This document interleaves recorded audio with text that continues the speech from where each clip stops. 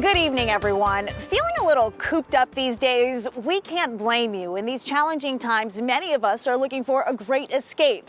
While we can't travel during school break, we can take you on a virtual vacation. First up, the Florida Keys. Shimmering seas, lush hibiscus, white sandy beaches, colorful wildlife. The islands of the Florida Keys offer up plenty of antidotes to winter.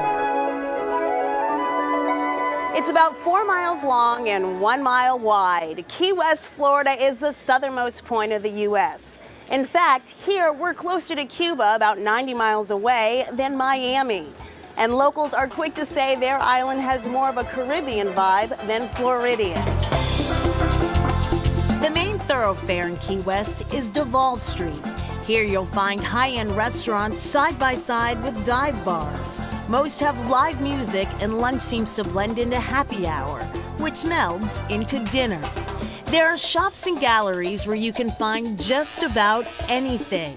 Key West has had its collection of kooky characters. It's where the weird go pro. The further south you go, some say the more laid back. The attitude? If I wore my underwear on my head down here, they would call me the underwear on the head guy. We make fun of it all, and we all have a good laugh about it. It's not taken seriously down here. The waters of the Keys are beautiful. The underwater vista here is, it's just gorgeous. Water is the main theme in Key West, and no one knows its ways better than the folks who have dedicated their lives to it. At Mel Fisher Maritime Museum, nautical archaeologist Corey Malcolm. Or is that brain coral? brain coral? Yeah. We have this tremendous history that can be found on the sea floor, and there are all kinds of shipwrecks that people can dive on. Shipwrecks whose treasure is the insights they reveal about the people and life on board. We have the dishes and the medical equipment and the tools to try to figure out what that ship was doing, how those people lived their lives, just its general place in the history of the world.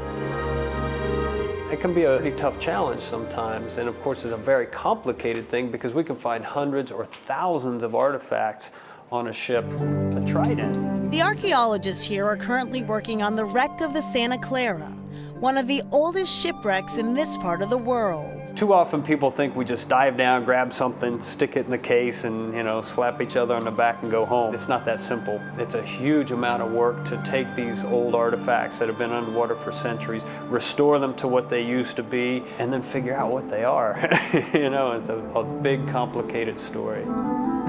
Another complicated story, one of Key West's most famous residents, Ernest Hemingway.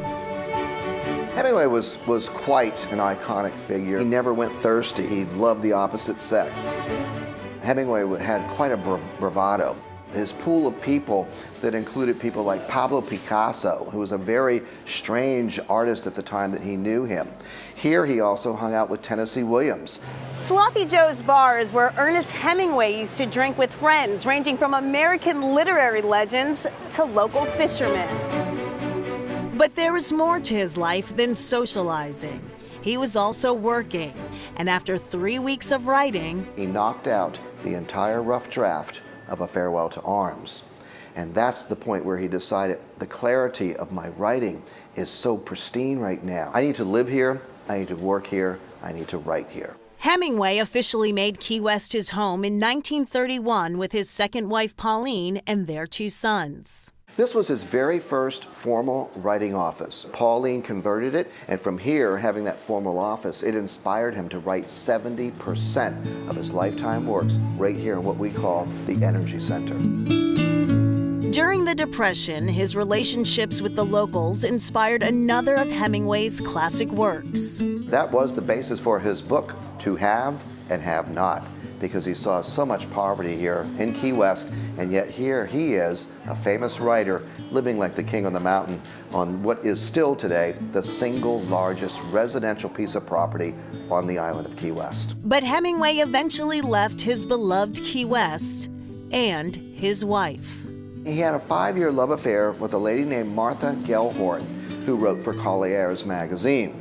That was during the Spanish Civil War era, the late 1930s. He divorced Pauline here, moved off to Cuba with Martha. Lived with Martha about 5 years, and then he met Mary Welsh, a writer for Time magazine in London. He divorced Martha, married Mary, and actually Mary was the longest marriage. He was married to her for 16 years. She was the true love of his life and with him until his death. But his memory remains in Key West, with his house now a museum and the descendants of his famed six-toed cats patrolling the grounds.